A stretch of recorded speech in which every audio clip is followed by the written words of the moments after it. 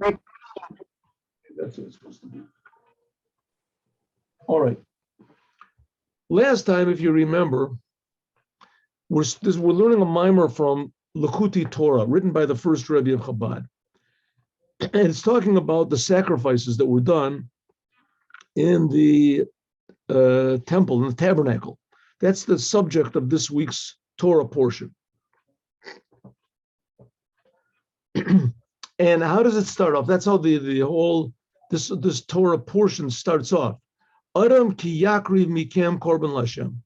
It says Vayikra Hashem. God called to Moses and he said, right? Adam, a person, ki yakriv mikem, if he sacrifices from you a sacrifice to God. So if you remember from yesterday, the Rebbe asked a lot of questions about the grammar of this sentence. If you look at the whole entire sentence, it changes from third person to second person. And it changes from singular to plural.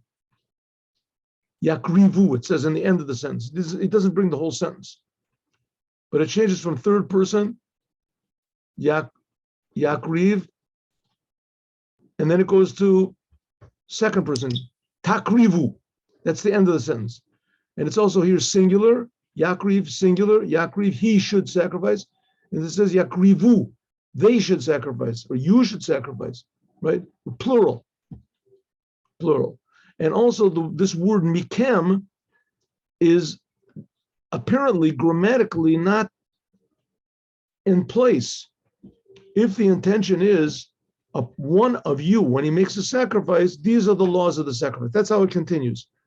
It should say one of you, Adam mikem. Why does it say one when he sacrifices from you? All right, so the Rebbe is saying like this. What is the whole purpose of Judaism? Is to make the world a normal world. The whole entire world, this physical world, is supposed to be a normal place. What does it mean, normal? Normal means that everyone recognizes the truth. Everyone recognizes that they are creations and that everything in the world is being created all the time. Not just that we're creations that from a long time ago, but that God is creating every moment, everything. We've spoken about this a lot of times, but it's a subject that has to be brought to the attention of everybody because nobody has it in their attention. And this is the truth. This is the fact. Right? This is the fact. It's like, you go to England and you drive on the wrong side of the street and think the wrong side of the road. And you think everybody else is driving on the wrong side of the road because you just get it into your mind. In England, they drive on the left side of the road. They don't drive on the right. What are you talking about? Leave me alone. The same thing is in the world. You have to realize the world belongs to God. You're going in the wrong direction if you do things for yourself. But everybody's doing it, right? If everybody's going in the wrong direction. So if you go in England and everyone decides to drive on the right side of the street, so then it's okay to drive on the right side of the street. So you might think the same thing with the world. If everybody is going in the direction of selfishness, so maybe we should go in the direction of selfishness. I mean, nobody else is. So the answer is that's not exactly so. First of all, God is going in the right direction. He's creating us. That's the fact. And also, the Jewish people are supposed to be going in the right direction. They're supposed to be going in the direction that God is the creator. This is God's world. It's not our world. We don't create anything in it. We don't control anything in it. We can arrange things, right? We can arrange things in the world. But really, we are being created, and God is creating us. And one of the most, and maybe perhaps the most miraculous thing that God is creating is free will. We have free will. You can do whatever you want to. You can do whatever you want to. And people are supposed to choose to want to serve God. But first of all, you have to feel that there is such a thing as a creator. You have to feel that we are not the ultimate level of reality. We are just creations. And we have to feel this all the time. Feeling that there's a creator, that's called love. When you feel there's a creator, you love God. You love God. Now in our generation, there's this thing. I mean, I tell you the truth, I'm really quite astounded by the whole thing. But on the other hand, I'm sort of not. This woke movement in America, it's devoted to selfishness. is devoted to, I'm going to call, no one's going to tell me what to do. I'm going to call the shots, right? Women, they have a baby. It's me. That's all me. I do what I want to with my baby. Maybe when it goes outside, not, but maybe, who knows, it's going to eventually get to the point where, in Germany, they did euthanasia and they killed everybody who was, a little bit sort of not usable, because everything was practicality, at least how I see it. I am the boss. I everything is me. Whatever I feel, whatever I want to be a man, I want to be a woman, I want to be a dog, I want whatever I want, that's what it is. And you have to honor me. But don't come into my area, at least keep quiet. Everything is me. So the truth of the matter is that we are very important, but in God's eyes, and we're on God's terms, not on our terms. God writes the Bible. We don't write the Bible. So that's the whole name of the game, to feel God, to feel the Creator. When one feels the Creator, then it is inspiring. A person comes, and that's what it means, Adam ki yakriv, a person when he comes close. When he comes close. We're going to see in a moment that this Adam that's spoken about here is not talking about us. According to Kabbalistic, this is talking about God. Adam is it's called the man on the throne. In the vision of Ezekiel and of Isaiah, they saw a man sitting on the throne, and that is God's care for us, God's love for us, right? God is not a person. God does not have a form. He does not. But on the other hand, it says clearly in the Torah that we are created in God's image, and and that God reacts to what we do, just like a person does. But God is not a person. So how does that figure out? So the answer is that nobody knows, but that's the way it is. The same thing how God creates the world. How does he do it? Impossible to understand. It's not understandable. God creates understanding. Everybody takes it for granted that understanding of what I feel is that's the boss, that's the ultimate reality. But it's not. There's a creator of the reality and the creator. But this can only be grasped by faith. It's not comprehensible. This is above comprehension. Okay, so that's what this is talking about here. People would go to the Holy Temple and they would get inspired for the truth. They would be inspired. And you know how life-changing inspiration can be, right? We see in the history of the world, conquerors stood up and all of a sudden everybody just went berserk. They left in France, Napoleon stood up and people left their shops and their parties and their concerts and whatever, and they just went out to war. Millions of men went out to war. I don't know how big were Napoleon's armies. They had 1 million men. I don't know. In any case, however, they had hundreds of thousands for sure. And they left their families and they left the comfort of their homes and they left out this because one person stood up and said, we will conquer and we will do. So that's inspiration, but it's inspiration for selfishness. It's for destruction. Because selfishness and destruction, unfortunately, are partners. Ostensibly, it was supposed to be to build, to make a new world, to get rid of the kings, whatever. The communism was supposed to be, a new world. There's not going to be any money. Imagine, no possessions, this and that. And in the end, it was just destruction and death and murder and mayhem. Just in pain and suffering of millions and millions and millions of people, for all the 50 million people that the Nazis killed in the war, and the 100 million people that the Mayo killed in China. Each one of them had a family. Each one of them had people that they knew. So it's just Yagon Vanacha, they say mourning and this. That's what it comes from. So we have to understand that. I'm sorry, inspiration. So there is saying that God actually inspires us. That's the whole name of this whole thing. You went to the Holy Temple and you became inspired by the Creator to feel that there's a Creator and how much the Creator loves us. That's the point, is love. So that's the man on the throne. So the Rebbe said, if you remember, I'm just summarizing what was a pretty long summary, but the summary might be longer than the class, but here we go. So the Rebbe said like this. This is called serving God. God purposely made us in a way that we have to change ourselves, like diamonds. Where did diamonds come from? They're not laying on the street. You have to dig down deep for them. You have to dig down deep. But wisdom, where does it come from? It's just not an automatic thing. You have to work for it, right? Rare is the person that could just, pick up a violin and just start to play like, Yasha Heifetz or somebody. There's no such thing. You have to work. People are not naturally, expert pianists or whatever. People naturally have a talent for it, but it has to be brought out. The same thing is feeling God.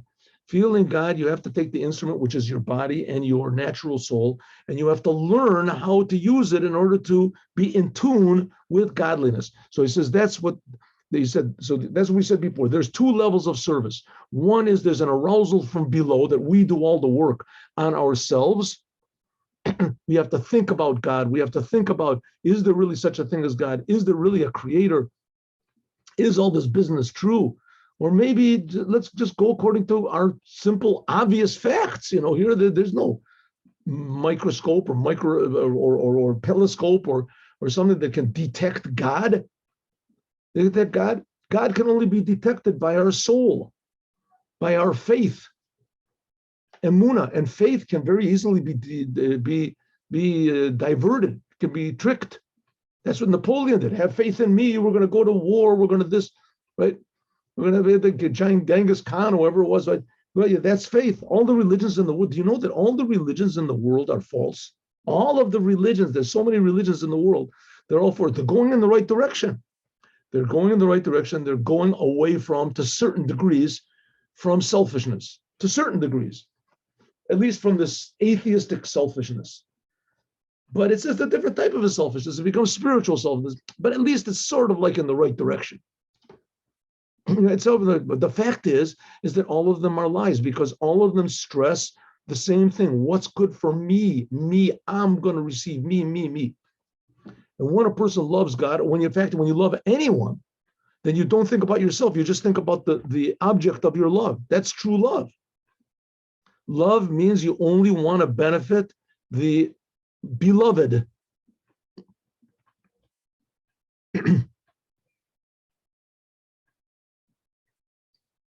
There's people for the love of their country, for the love of this, and people, they loved Napoleon and they loved whatever, they have the picture and there's wall, everybody had the picture on the wall, right? So that can be misdirected, but that doesn't mean that all love is bad. That doesn't mean all faith is bad. Here the Rebbe is talking about loving God, and in a way that is the only really true love, because God, as we say, is creating everything that we love.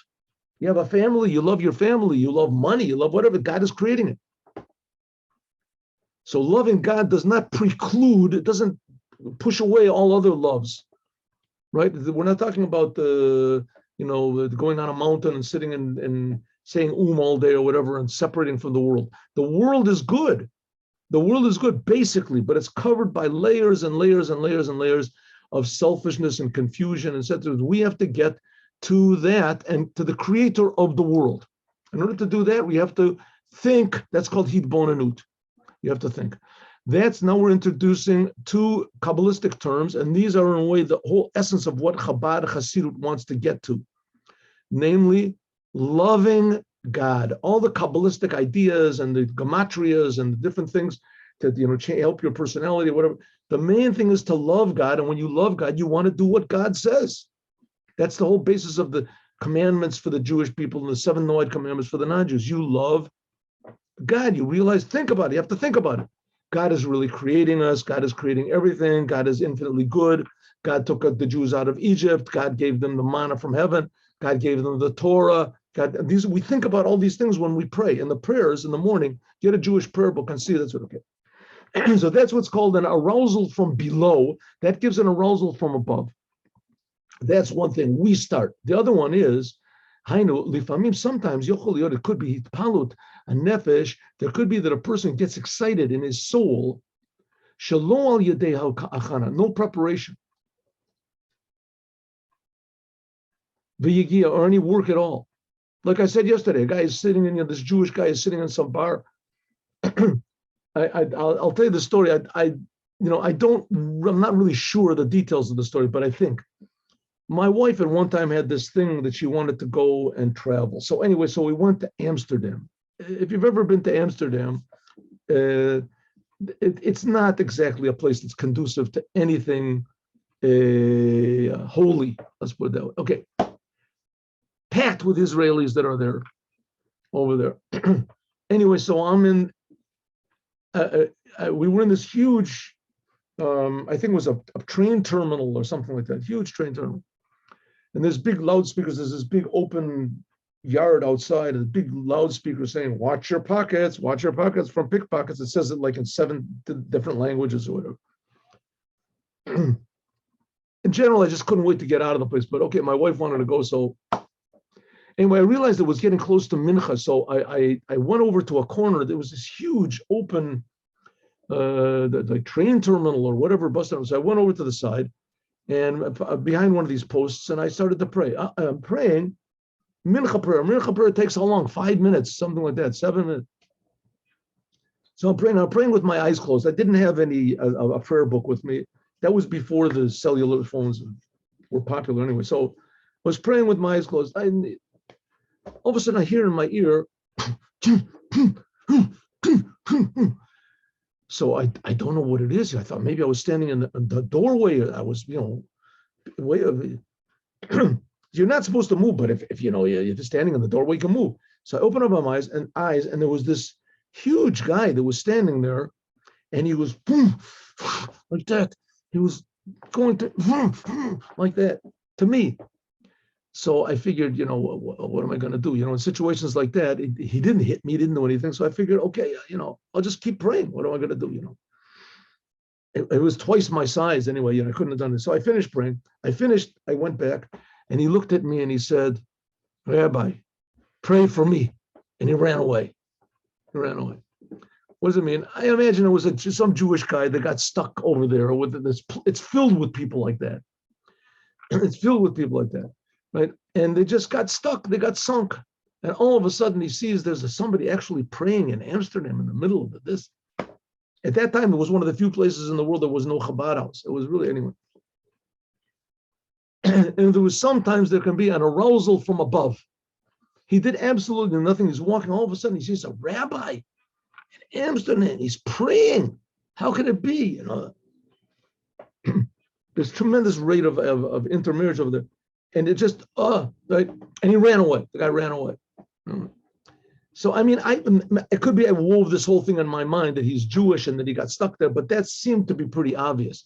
And sometimes there can be an arousal from above without any preparation. He did nothing whatsoever. All of a sudden, he sees a Jew. That's what the Lubavitcher Rebbe wants to do, to provide this arousal from above, without any preparation whatsoever. It's all of a sudden someone says, excuse me, sir, are you Jewish? Would you like to put on tefillin? Who does a thing like that?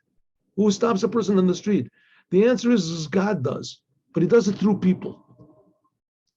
So we can see it sometimes. There's a lot of people that you meet Orim, that all of a sudden they arouse to feel God suddenly. In their soul, a lot of people right before they die.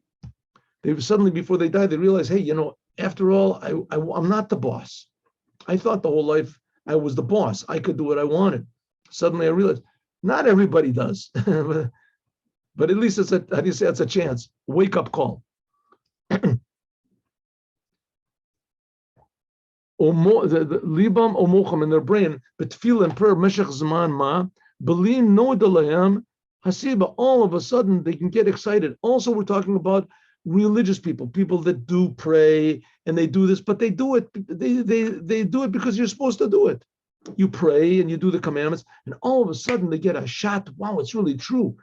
God is creating me. God is really good. God really took the Jews out of Egypt. You feel a little sliver of what Abraham is trying to give to us, and the message he's trying to purvey. There's a word like that, purvey. V'she'en bo Elokim. I'm sorry. Belino de le'em asiba Me'ayin bo aleim, from where comes to this arousal. And all of a sudden, it goes away. All of a sudden, a person feels an arousal from below, from above. This is an esrusa de le'ela, an arousal from above. Okay, what's the Rebbe saying over here? What's the Rebbe talking about? Getting aroused to be what a human being. The Rebbe, according here, what the Rebbe wants to say is to be a human being, especially to be a Jew. But the Jews are going to bring this to everyone. The essence of a human being is that they can feel God. And when they feel God, they can make choices to choose to serve God. But to serve God genuinely, in other words, to feel that there's a creator that he's creating us. Now, again, as I say before, this is a very difficult idea to really internalize. I mean, intellectually to internalize, it's, it's interesting. This is the whole thing of the Song of Songs of King Solomon, how God arouses us and we arouse him. But nafkusa, what's the difference between if the arousal from below, if we start off, or if God starts off? What's the difference between if there's an arousal from below, that causes God to react, or if there's just an arousal from below on that comes from God? If we're the instigator, or if God is the instigator? What's the difference? If we start off with this love of God, and then God reacts to us, like we said before, this is a basic message that Chabad and Chassidut wants to bring to the world, that Chassidut in general wants, that God reacts to what we do. God answers our prayers. God cares about what we do, say, think. He reacts. That's the whole idea of reward and punishment, not just in this world, in the world. Not the idea that we're going to get punished or but the idea that God cares.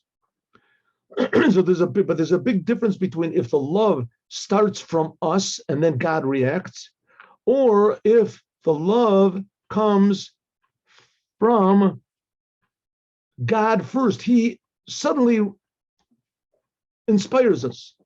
Like the story I told you about the person in Amsterdam. Guy's just walking along, all of a sudden he gets inspired. He sees somebody is praying from, where did this come from? If there's an arousal from below, by means of a person working really hard, then it'll stay forever. Because you made an effort. By means of your effort from below, this aroused an arousal from above. And then it stays and remains in your soul in an inside way. In other words, what does it mean? You really say, hey, is this stuff true? I mean, is this, all of a sudden you say to yourself, what is this? I mean, is this man serious? He's talking about loving God all the time. That's the most important thing. That's what reality is to love God all the time when you're at work and when you're at a job and with your family and with your friends. That's constantly, you're supposed to have a love of God. That's what he's talking about. That's really true. You start and you think, is this true or not? If so, what is there to love about? I mean, do I love anything? Think about, is there anything in the world that I love? Well, I love good music. I love money. People love money. People love, if it's cold, you want a nice warm house. If you're hungry, you want some food. I sort of love that, Is there anything you love? Well, that's how much you should love God. Why? I don't need it. What do I need it? What do I need it for? What is there to love? So you start to think, is it really true? God is really creating me. God is creating all the worlds.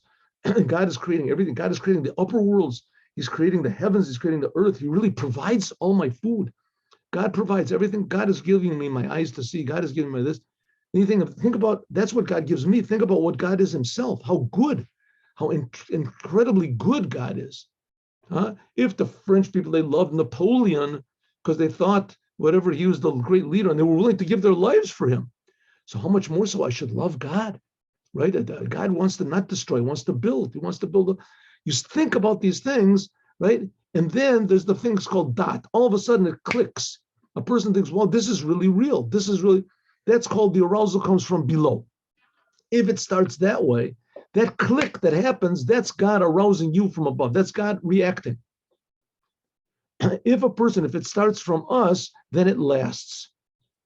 Look, and therefore, by means of this, you think koach, a person should give effort, va'oz, benafsho, and put effort and put, the determination in his soul, liot od et ruta dilatata, that working to an arousal from below. That's what Abraham did. He thought and he thought and he thought, and he came to the conclusion finally that there is God. I mean, people believe in all sorts of stuff, right? People believe in all sorts of things. As soon as they go out of their own small egotism, so they want a bigger egotism, right? I ask the astrologers or whatever is, they want to know what's the powers that be, and the what is it? I can't remember what is the Ides of March or whatever it is. They want to know what's gonna be, Well, it's going to be throw a coin in the fountain, whatever it is. People, they want some sort of a thing in the uncertain future, a little sort of a handle on what's going to be in the future. Why? For me, for myself. Start to think, listen, maybe there's a creator behind this whole entire business that's infinitely good. When you start to think about that and you start to become aroused to think about this deeper and deeper, then God helps you. That's an arousal from above, and that supplies what you were longing for, what you wanted, which is not the case when there's no effort on your own. It's just all of a sudden you get aroused from above. Below, Havin, you don't understand. You didn't prepare, your soul, the orer, to arouse. Right? A lot of times this happens with Jews nowadays. He says the Jews now all of a sudden they become aroused from nowhere. A lot of times it's because of the meaninglessness of this world. The meaninglessness and the emptiness, the tremendous emptiness of the world. People feel empty, tremendous emptiness. And it's like, it's almost like, God forbid, committing suicide. I read once a story about somebody that he decided he wanted to commit suicide. It's a very long story, but I won't tell the whole story. And in the end, he went to a bridge or something to jump off, and he said, listen, why should I commit suicide? I'll commit egocide. Instead of killing myself, I'll just kill my ego. I'll change the whole way of look at the world. I'm not right? I may change my name when I change my place. I'm not going to be the same. Nothing's going to make me angry anymore. Nothing's going to have me lust anymore.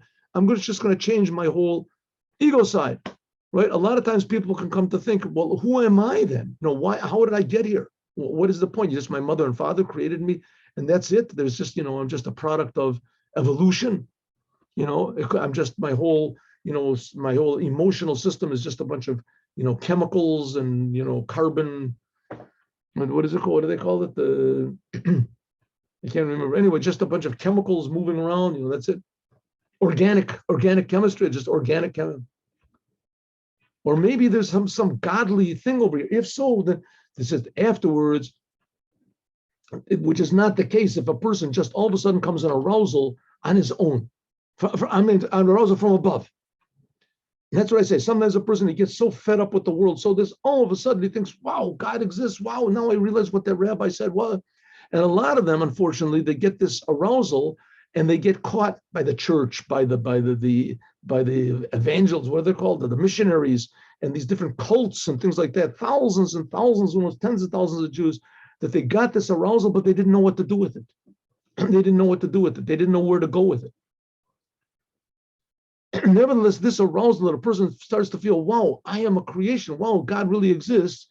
It doesn't last long. Cholef over his paulos. It goes away, ve'ein lo kiyum, and it doesn't last. Ki bistalkos ha'ora elyona, because when the inspiration goes away from God, it only comes at a certain time. Azai hu kalo, it goes away. Kalo haya, like it never was. Me'achar sin shalo hayata rak b'siva sa'ora, because it only came from above. You didn't prepare any vessels for it. Therefore, when it goes away, the arousal goes away. Your love goes away.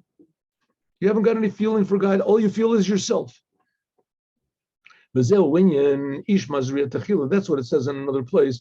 It says that if a man gives seed first, then he gives birth to a female. It says nashim datam kalot. It says that women, that their emotions are very, how do you say, light. Tochalit patot, they can be easily seduced. What does it mean? After the prayer of Taivas Olam, that's what it means, that if the arousal comes from above, then we become very weak. Our love, therefore, is very weak to God because we depend on God.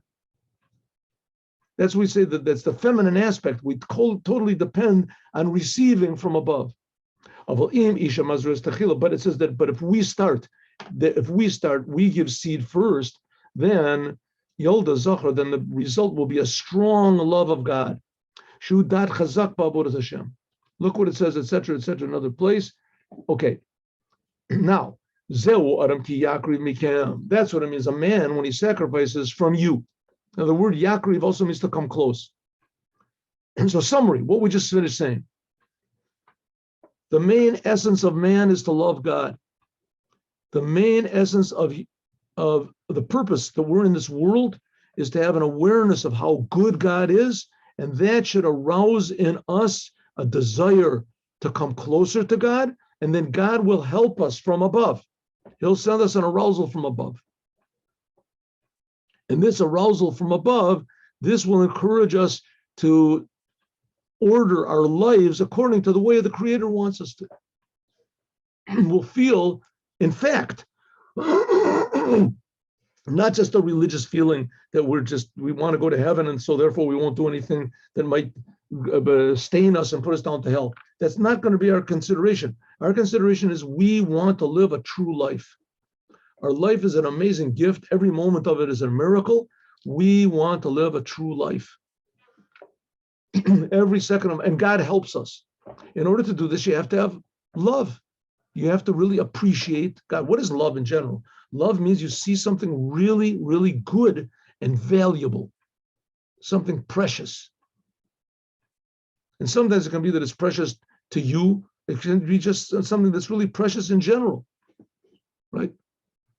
You hear beautiful music. You hear a wonderful story about a person loves his children. He loves his wife. He loves his family. You're supposed to love every human being. Jews are supposed to teach the whole world this by having love of every Jew. What do you love? I mean, if you know the Jews, it's very, very difficult to love every Jew. It's very difficult to love any Jew. The Jews sometimes can be very, very difficult people to get along with. But the Jews are the sons of God. And every Jew has a little bit of God inside of him. And that what you can love. And when you learn to do that, then you can love the God inside of everybody. Everyone's a creation of God. He says that's the idea of reality. Reality is love, feeling that every moment is an amazing gift and that every moment is a responsibility. To who? To the beloved, to God. That's the whole thing of the Song of Songs of King Solomon, a love song to God. And also God sometimes is God saying how much he loves us. God loves us much more than we love him, that's for sure. That's what it means. Adam ki yakrib, a person, man, when he sacrifices, mikem, from you, right? Like we said, it should say Adam mikem, a person, one of you. What does it say? One, when he sacrifices from you. Adam, this idea of Adam is talking about the man, Adam, the man that's on the throne, the man that Isaiah saw, and that Ezekiel, Yechezkel, that they saw. They saw a vision of the upper worlds, and they saw a throne, and they saw the man sitting on the throne. This man sitting on the throne, that's the form of man. That's what it means that we're created in the image of man, an image of God. So they saw this spiritual thing, which is called God's care for us, how God comes down and cares, God's love for us. That's what they saw. God is not a person. God has not got any shape. God has not got any love or any of these things. God has no qualities whatsoever. But God, yes, is able to. He's not limited. God is infinite. Means he's not limited to being unlimited. God can clothe himself in what's called 10 aspects, Eser Sfirot. And this is what's called the 248 limbs of the king. That's God's image on the throne in order to shine by means of this to the Jewish people and all of the upper worlds. Azai, then it's called Kamari Adam. Then it's called like the appearance of man. That's what he means that he saw on the throne, the appearance of man. V'zeu inyan shiur kuma. That's what it means, the body of God. Like that's what all the Kabbalistic books talk about. Because this is not a comprehensible thing. Tzano, Ra'ana, like the shiur koma of Chesed Derod, that says that God, for instance, God's body, God has his right arm is God's kindness, his left arm is his severity, and etc. and etc. and etc. and etc. And this, it says Adam ki yakriv. That's what it means. A man when he sacrifices. What does it mean? A man when he sacrifices? The word yakriv also means to make close. So what do we say before? If it starts from us, if our desire is that we want to feel God, we want to be close to God, we want to be aware of our Creator, we want to love our Creator, we want to be in tune with the Creator. If that starts from us, what we want first, then God reacts, right? But where do we get this desire to want to be close to the Creator? Where did this come from? Why does a person want to become too close to the Creator? I mean, that makes no sense. You can ask all these big professors and people like that, and they'll say, that's the most ridiculous thing in the world. Some guy wrote to me, I don't know, there's proof that God doesn't exist. God, we can prove that God, I mean, that's really insane. You can't prove that God doesn't exist, but you can prove that we can't prove it, right? We can't prove there's no scientific, except for the fact that, the Jews do believe that God took them out of Egypt. And they do believe that he split the sea, and they do believe, and they've been giving their lives for this belief. And here the Jews are still sticking around with the same story, right? God took us out of Egypt. God cares about us. And after all the Holocausts and the expulsions, they still keep insisting. And there's a lot of very intelligent Jews. There's the Lubavitcher Rebbe. You can talk to him. You see that he's very aware of history and of science and of mathematics and of what atheism is and all the different forms of Judaism. And nevertheless, he still stubbornly insists. And so do millions, of Jews, that really, God really does exist, and he really cares, and he really provides for us, and he really took us out of Egypt, and he really gave us the Torah, and God is creating us, and even more, that God is good. After the Holocaust, that's what it means, Adam ki yakri. The Adam here is talking about God. Where would a person get this idea? I want to love God more. Why? After all the terrible things that happen, why to us? Why would a person want to come close to God? The answer is that God starts it. God, how do you say? He turns the key.